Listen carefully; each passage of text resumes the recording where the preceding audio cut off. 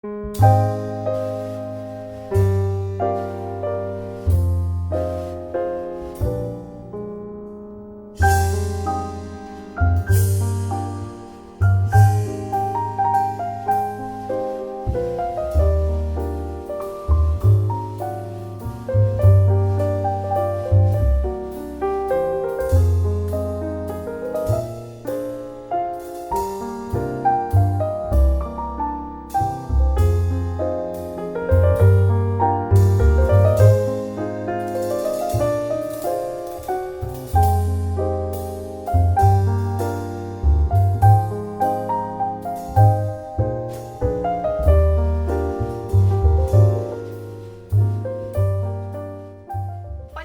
les va? Esto es ISEL TV, el programa de televisión del Instituto Superior de Estudios Lomas de Zamora.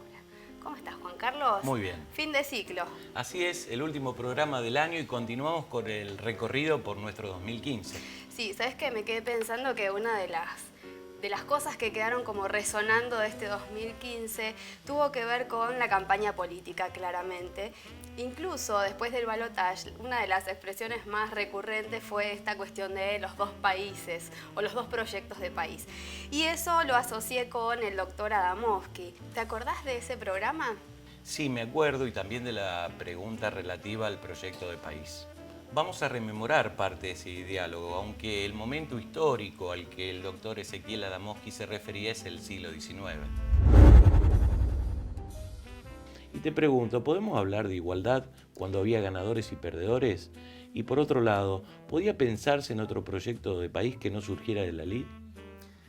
Respecto de lo segundo, la verdad es que no hubo un proyecto de país diferente expresado como tal, es decir, un proyecto concreto en el debate político alternativo al que presentó la élite, ¿no? En ese sentido, no hubo dos proyectos en pugna, aunque hay que decir que sí hubo intereses en pugna.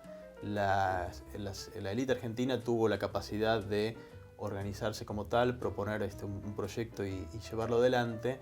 Los grupos que quedaron marginados de ese proyecto resistieron de muchas maneras, pero es cierto que nunca tuvieron la capacidad, por lo menos en el siglo XIX, de articular un proyecto político y organizarse políticamente para llevarlo a cabo, ¿no? Sin menospreciar, digo, hubo un montón de resistencias por parte del Partido Federal en algún momento, luego de distintos grupos minoritarios. Hubo intelectuales marginales de la élite que propusieron otras ideas, pero un proyecto como tal verdaderamente no existió, ¿no? Y respecto de lo segundo, eso es la idea de que el proyecto de país puesto en marcha condujo a una sociedad más igualitaria, que es una idea que también planteó Gino Germani en los años 50, es una idea que no resiste el análisis empírico, ¿no? En verdad no hay evidencias reales de que ese proyecto haya conducido a una mayor igualdad, tampoco a un mayor digamos, bienestar social en un sentido amplio. Hay muchas evidencias que apuntan a que efectivamente hubo algunos índices que mejoraron en el sentido de, por ejemplo, disminuyó la mortalidad, aumentó la expectativa de vida y demás, algunos aspectos en este sentido.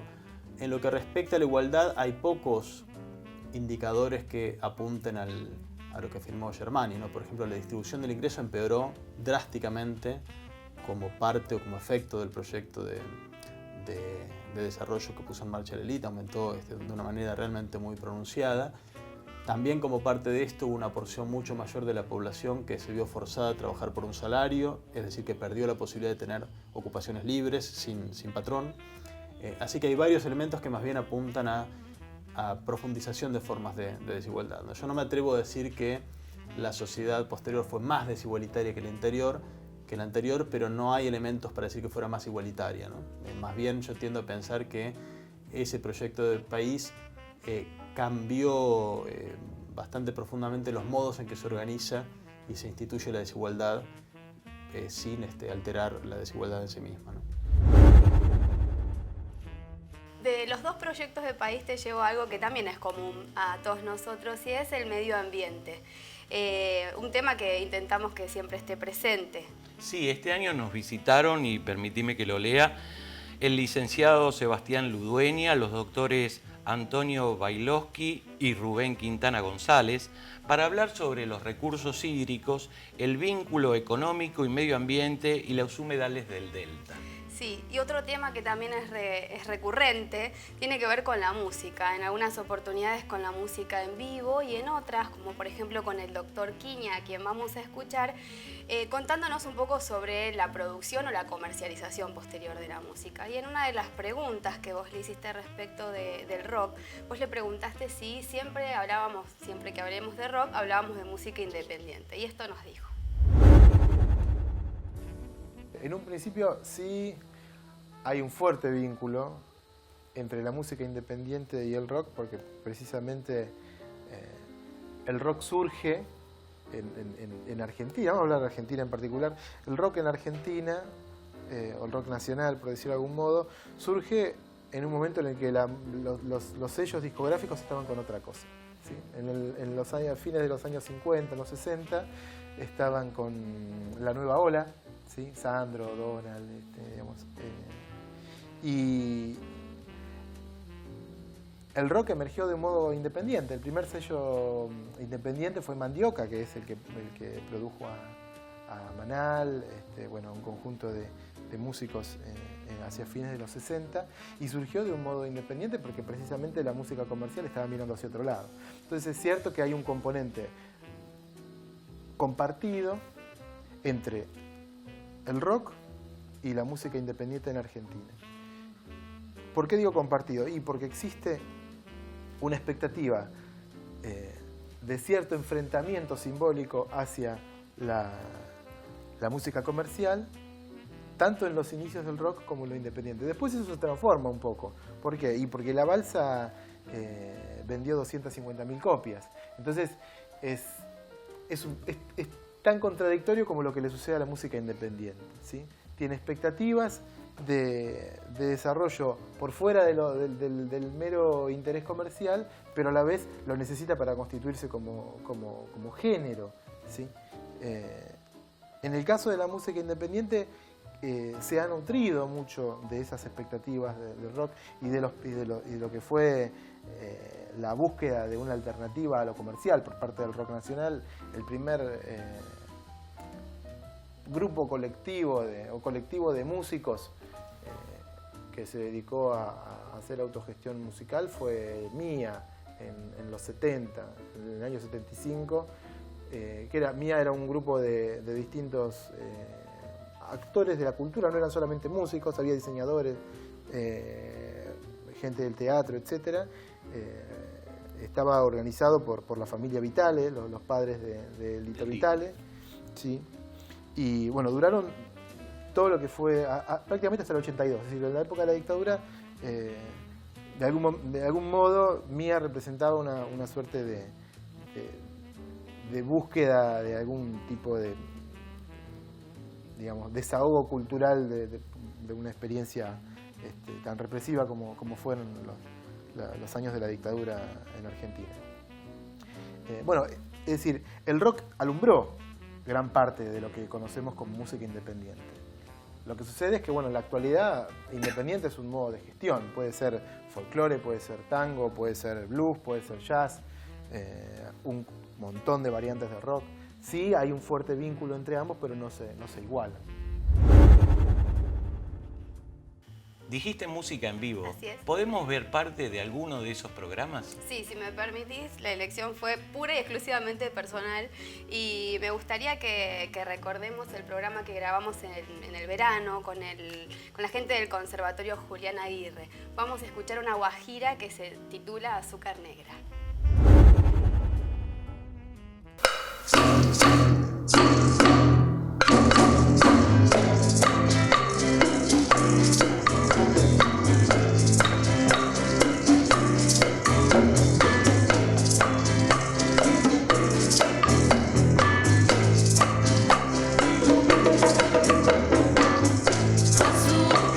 Azúcar negra, ay cuánto me gusta y me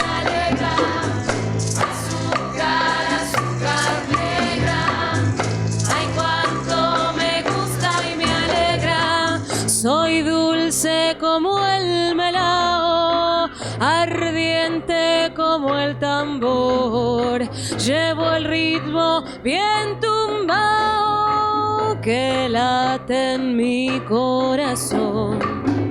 Azúcar, azúcar negra, ay cuánto me gusta y me alegra.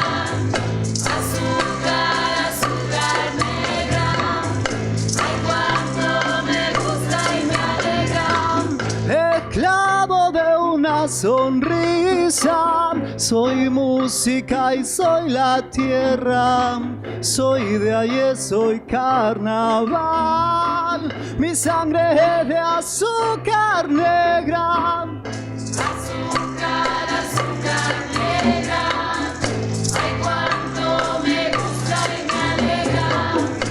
Azúcar, azúcar negra, ay cuánto me gusta y me alegra.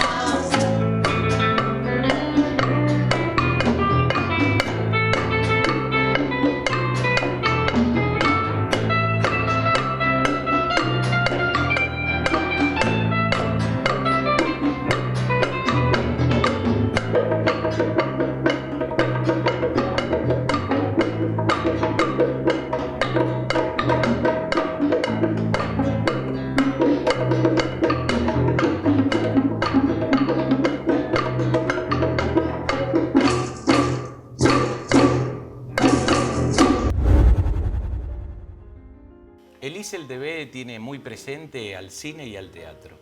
Y como tenemos a María Menzi en nuestro staff docente, es muy fácil encontrarla para preguntarle. Sí, es cierto. También es cierto, y voy tomando nota para la producción del 2016, que este año particularmente le dimos un poco más de bolilla al cine que al teatro.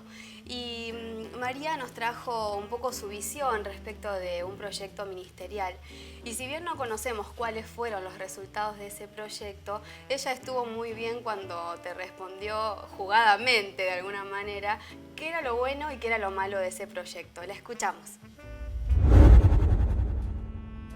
Te tendría que, en todo caso, solicitar, de hecho lo venís haciendo, pero que te jugues y en pocas palabras me digas tu opinión de lo bueno y de lo malo de esta propuesta. Bueno, de lo bueno, celebro que el cine por fin entre a las propuestas pedagógicas. Eso porque vos sos una enamorada del cine. Sí, pero además porque trabajo en eso y además porque me parece una iniciativa que no la ha dado ninguna gestión. Eso me parece maravilloso. La otra cosa que me parece maravilloso es que sea para promover el debate y la reflexión crítica, para la construcción colectiva de un pensamiento y la diversidad del discurso democrático. Me parece maravilloso.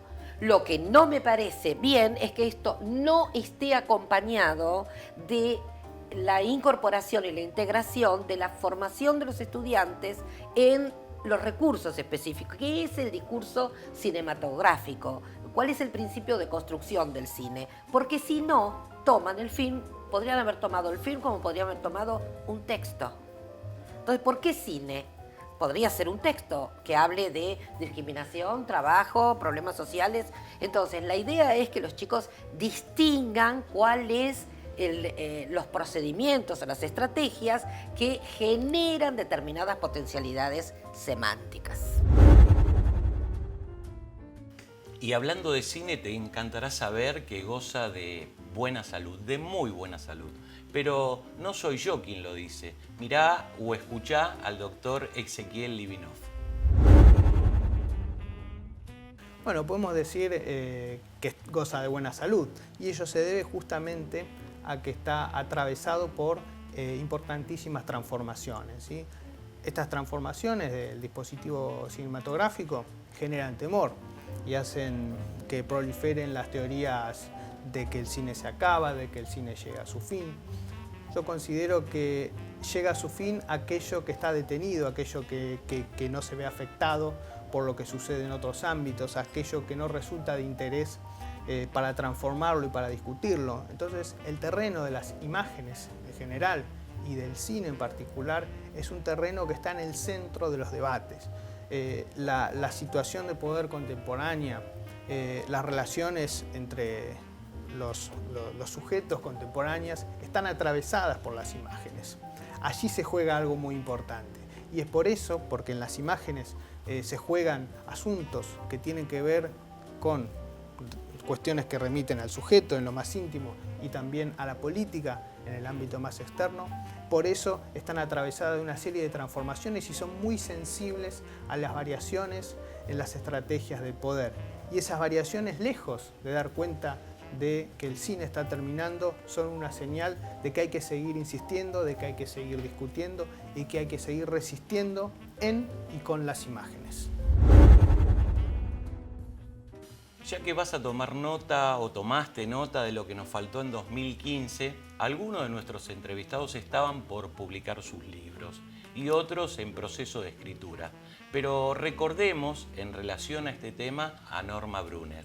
Sí, es cierto que cuando nos visita algún escritor, como la lectura del libro no siempre es fácil, tenerlos en el piso ayuda a esclarecer algunas de las preguntas.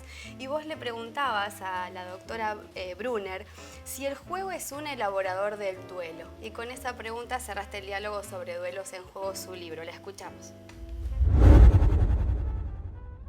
El juego, según mi propuesta, es un trabajo psíquico al que denomino trabajo de duelo, trabajo de juego, y yo tomo la propuesta de Freud acerca de que el duelo también es una formación psíquica que implica un trabajo al que denomina trabajo de duelo para armar relaciones entre ellos y proponer que el juego es aquello que la infancia le permite a todo niño, ahora sí, teniendo o no teniendo discapacidad, por eso que tiene un alcance, entiendo, mayor que el campo de la discapacidad, lo que propone este libro, es solamente dentro del marco del juego lo que le va a permitir a un niño escribir una pérdida que no es un duelo cualquiera, porque el duelo es todo aquel trabajo psíquico, según Freud, que responde, que le sale, digamos, como respuesta a cualquier pérdida que uno puede tener. Es un trabajo psíquico simbólico para poder hacer una elaboración simbólica de lo perdido, darle una medida a lo perdido y que todo el yo no se vaya, digamos, justamente como en la melancolía, como lo perdido. Pero esta pérdida que propongo en el libro no es una pérdida coyuntural, es una pérdida estructurante, es una pérdida que produce subjetividad. Entonces, es el juego trabajo de duelo, pero en el sentido estructural del término, estructurante del psiquismo, motor del desarrollo que, como propongo, tiene como motor la pérdida simbólica, lo perdido simbólicamente. Y el juego no hace más que darle una serie, digamos, de objetos que intentan sustituir esto que queda como perdido. Entonces, por eso es que en la relación hace falta darle tantos objetos a los niños, y objetos y objetos. Y es interesante porque justamente se cree que cuanto más objetos se le da a un niño, más va a calmárselo de aquello que, o consolarle por aquello que le falta, cuando en realidad la falta es lo que, esta falta estructurante es lo que le va a permitir un desarrollo, entre comillas, normal, ¿no? Como decimos. ¿Tuvimos más presencia femenina que masculina en 2015? La verdad es que no se me ocurrió hacer ese cálculo, pero sí quiero traer a colación un tema del que nos ocupamos durante el verano y que tiene que ver con la violencia, que en realidad también es un tema recurrente en otros ciclos del ISEL TV. En esta oportunidad, en el ISEL TV Verano, participamos de una intervención callejera que tenía como propósito la reflexión respecto de la violencia de género. Y pude participar de una de las puestas artísticas y lo cierto es que la repercusión que tuvo respecto de la gente que pasaba por la calle y nos miraba fue muy buena, así que creo que cumplió como objetivo en cierto modo reivindicar un poco el rol de la mujer o bueno, reflexionar respecto de la violencia de género. ¿Me recordás a otras mujeres que nos visitaron, que llegaron desde otros ámbitos para contarnos lo que hacen, lo que piensan, lo que sienten? Por ejemplo, Pupe Tesio. Es verdad, la entrevista de Pupe surge luego de una visita que todo el equipo de Lisel pudo hacer en su casa, en donde nos recibe en su casa, que en realidad es su taller lleno de su color. Un color y una obra que también se puede apreciar en la memoria y balance del Colegio Profesional y en la revista de Lisel. Sí, hablando de casa, me iba a permitir recordar que es amiga de esta casa, y cuando digo casa me refiero al Instituto Superior de Estudios Loma de Zamora y al Colegio Público de Martillos y Corredores, por lo que Así vos es. acabas de mencionar. ¿Y qué me contás de la muestra de Ana Maldonado? Bueno, Ana también es una mujer escultora muy implicada en cuestiones sociales y también vinculada con la cuestión del género. Nosotros la visitamos en su muestra titulada Mujer de la Tierra Preamericana, que se llevó a cabo en la Galería Hoy en el Arte, y luego llega a este estudio. Griselda Fressler también cruzó diseño gráfico con género. Y aunque vos no lo tengas contabilizado, insisto, hubo mucha presencia femenina. Le falta contabilizar las presencias. Voy a anotar entonces entre las tareas pendientes clasificar las presencias en este estudio. Ya que nombrás a Griselda, te voy a desafiar. Ya que vos me das tarea, yo te desafío. ¿Te acordás quién nos explicó qué es la fibromialgia? María Alejandra Petino Zapala. Exacto. Te invito a que recordemos lo que nos decía. No se suele hacer un certificado específicamente de la fibromialgia. El tema es complicado porque al ser una enfermedad crónica y que además es difícil de prever cómo va a afectar al paciente, uno no puede hacer un certificado que diga el paciente va a faltar por una semana, porque no se puede calcular cuánto va a durar un brote. Es muy difícil que un médico le haga a uno un certificado por fibromialgia. En general se hacen certificados psiquiátricos por depresión, algún certificado del estilo, pero por fibromialgia no se suele hacer. Sabemos que existe una iniciativa en el Poder Legislativo. ¿En qué estado se encuentra hoy? Actualmente existen 3 iniciativas, en realidad 2 de ellas son para declarar de interés nacional la investigación y la difusión sobre fibromialgia, y una de ellas es para extender los beneficios que se dan a las personas con discapacidad a los pacientes de fibromialgia. Actualmente se encuentran abiertas, pero no están en discusión.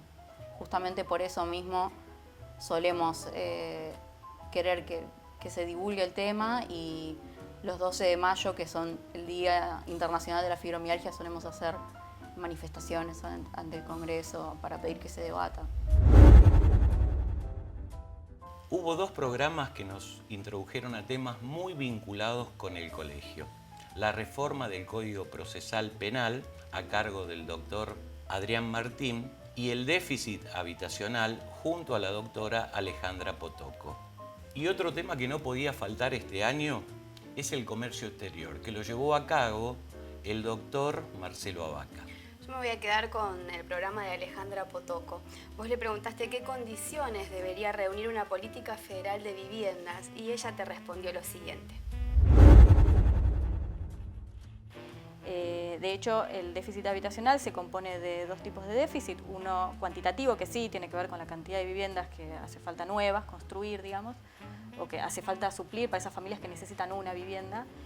Y el déficit cualitativo, que tiene que ver con la cantidad de viviendas que necesitan algún tipo de mejora o conexión a algún servicio o ampliación, que se estima que ronda los 2/3 del déficit total, con lo cual estamos hablando de poco más de 2,5 millones de viviendas que no necesitan construirse a nuevo, sino que necesitan, por ejemplo, que se construya un baño o una cocina, que se arregle un piso, un techo, o que se conecte a un servicio de agua potable o cloacas. Si el problema de la vivienda solo se definiera por el déficit, a esta altura, digamos, tendríamos bastante más resuelto el problema después de 12, 13 años de construcción de más de 1.200.000 soluciones habitacionales. Sin embargo, vemos que el tema de la vivienda se agudiza cada vez más, y esto lo dan cuenta el creciente número de familias viviendo en villas y asentamientos y la cantidad de tomas que se producen, tomas de tierras que se producen con una llamativa frecuencia. Creo que fue un año interesante para el Lisel TV. la memoria y balance 2015 del Colegio Profesional podrán completar lo que vimos en estos 2 programas de cierre. Les agradecemos a todos nuestros invitados la generosidad de sus respuestas y el tiempo que nos dedicaron. Con algunos de ellos quedaron algunas deudas pendientes que saldaremos el próximo año. Sí, yo voy a agregar a tus agradecimientos también uno muy particular que creo que también tiene que ver con la generosidad de la gente, es a todos los que hacen posible este programa. Nosotros por ahí ponemos la carita, pero atrás de este programa hay un gran equipo voluntarioso, básicamente. Y en este tiempo de redes... ¿Recordás los nombres? ¿Por qué no los mencionamos? ¿A todos? ¿Crees que voy a poder? Intentemos, yo te ayudo. Dale, ¿crees que voy a poder? Bueno, a la producción general, a Adriana, a Elsa, a Víctor, a la gente del colegio que está siempre atento a que llegue el remis, por ejemplo, con nuestros entrevistados, a Ceci, a Lucas, a Tomás, a Daniel, a Amadeo. ¿De quién me olvido? Y podríamos incluir a Miriam también, a Miriam, que nos asiste. por ejemplo. Sí. Bueno, y pensaba también que en este tiempo de redes el programa termina siendo algo que lo ejemplifica, ¿no? Un invitado trae a otro o vamos conociéndonos a través de quienes nos visitan. Y me gustaría que antes de tus saludos podamos reflexionar respecto de un concepto que trajo al programa el doctor Pablo Poviersim. Pienso que la ecología, hoy el siglo XX o el siglo XXI, mejor dicho, alguien, no me acuerdo cuál fue el autor, que dijo, si será, es decir, si sobrevive será un siglo ecológico. Yo creo que hoy en día... Si sobrevive será un siglo ecológico. Es decir, la única posibilidad para que no nos exterminemos como seres humanos entre sí y para que no exterminemos el entorno o, digamos, la naturaleza que nos circunda con todos sus seres vivos, es que empecemos a tomar conciencia de la riqueza y del valor, ¿no?, de esta naturaleza o de la tierra misma. Es decir, el ser humano no puede sobrevivir si no se lo concibe en relación o una fuerte vinculación con los demás seres vivientes. En ese sentido, la ecología ya es parte, digamos, de nuestro proyecto actual, mundial y globalizado. Ahora, la ecología se la puede comprender desde dos situaciones distintas. Una ecología superficial sería la ecología que está en boca de la mayoría de la gente, de los medios de comunicación, inclusive ya de algunos políticos, ¿no? Que no está mal la ecología profunda, la ecología superficial. Se trata de actuar en forma inmediata sobre el entorno, tratar de evitar las grandes catástrofes, tratar de tener un trato más amigable, etcétera, ¿no? Y esto se puede ver en la práctica. Ahora, la ecología profunda nos pide un paso más, nos pide que nosotros nos autorrealicemos como personas y dejemos autorrealizarse también a los demás seres vivos. Y cuando digo seres vivos, siguiendo al pensador noruego Arnines, me refiero no solamente a los mamíferos o a los insectos o a algún otro ser vivo en particular, sino también acá la vida hay que comprender en una situación, desde un concepto muy amplio, ¿no? Por ejemplo, un bosque podría ser un organismo vivo, una montaña o una cadena montañosa también puede ser un ser vivo. Entonces, la ecología profunda apela a esta autorrealización y también a este respeto hacia la vida misma en un sentido muy amplio, concibiendo la tierra misma también como un ser prácticamente viviente, ¿no? Donde todo está interrelacionado y todo merece respeto y se apela a un cambio drástico de la humanidad, ¿no?, con respecto a las cosas. Todo está relacionado y todo merece respeto. Lo primero es un hecho, lo segundo es un anhelo. Lo dejo como deseo para este nuevo 2016. En este caso ya no solo te espero la próxima semana, te espero el próximo año. Te deseo tiempo y larga vida. Chau, nos vemos en enero.